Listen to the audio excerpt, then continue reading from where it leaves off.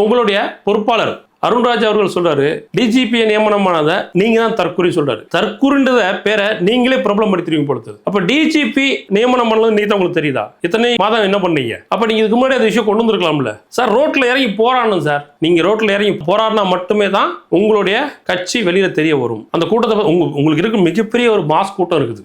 அந்த கூட்டத்தை கரெக்டாக கன்வெர்ட் பண்ணுங்க, கல்டிவேட் பண்ணுங்க. அதுக்கு ப்ராப்பரா பிரச்சனைகளை மக்கள்கிட்ட பேசுங்க.